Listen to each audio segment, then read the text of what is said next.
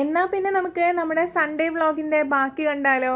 ഇപ്രാവശ്യം ചർച്ചിൽ പോയപ്പോൾ എനിക്കൊരു മുട്ടം പണി കിട്ടിയിട്ടുണ്ടായിരുന്നു.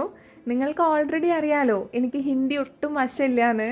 പിന്നെ പോരാത്തതിന് ഞാൻ അവിടെ ഒരൊറ്റ മലയാളിയേ ഉള്ളൂ. നമ്മുടെ യൂണിറ്റിലുള്ള ആൾക്കാർ ശരിക്കും പറഞ്ഞാൽ നമ്മുടെ ഇന്ത്യൻ സ്റ്റേറ്റ്സിൽ 7 സിസ്റ്റേഴ്സ് സ്റ്റേറ്റ്സ് ഉണ്ടല്ലോ, ആ സ്റ്റേറ്റ്സിലുള്ള ആൾക്കാരുടെ ഒരു മിക്സാണ്. അതുകൊണ്ട് തന്നെ മലയാളീസിൽ നമ്മൾ മാത്രമേ ഉള്ളൂ. എല്ലാ സംസ്ഥാനത്തിലും ഡിഫറെൻറ്റ് ലാംഗ്വേജ് ആയതുകൊണ്ട് തന്നെ എല്ലാവർക്കും മനസ്സിലാവണമെങ്കിൽ കോമൺ ആയിട്ട് ഹിന്ദിയാണ് യൂസ് ചെയ്യുക. പിന്നെ നമ്മുടെ ചർച്ചിൽ പോകുമ്പോൾ പ്രേയേഴ്സ് ഹിന്ദിയിലുണ്ട് ഇംഗ്ലീഷിലുണ്ട്. പക്ഷെ എന്തെങ്കിലുമൊക്കെ സംസാരിക്കുമ്പോൾ ഹിന്ദിയിലാണ് സംസാരിക്കുക.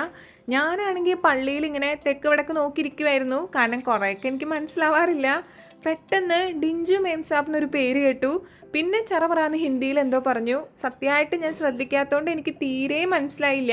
ഞാൻ പിന്നെ ആൾക്കൂട്ടത്തിൽ നിന്ന് സച്ചുവിനെ തെരഞ്ഞുപിടിച്ച് എന്തിനാണ് എൻ്റെ പേര് പറഞ്ഞതെന്ന് ഇങ്ങനെ ആകാംക്ഷയോട് ചോദിച്ചു കഴിഞ്ഞപ്പോൾ സച്ചു പറഞ്ഞു, അടുത്തത് ഓഫറിംഗ് പ്രയർ ചൊല്ലാൻ വേണ്ടിയിട്ട് നിൻ്റെ പേര് ഇപ്പോൾ അനൗൺസ് ചെയ്തിട്ടുണ്ടെന്ന്.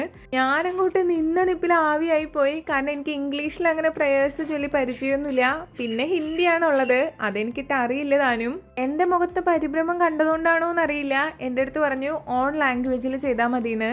അങ്ങനെ നമ്മുടെ ക്രിസ്ത്യൻസിന് അറിയായിരിക്കും. ഞാനൊരു എത്രയും ദയുള്ള മാതാവ് ചൊല്ലി അങ്ങോട്ട് അവസാനിപ്പിച്ചു. എന്തായാലും വലിയ തിരക്കേടില്ലാതെ ചൊല്ലി അവസാനിപ്പിച്ചു എന്നാണ് സച്ച് പറഞ്ഞത്.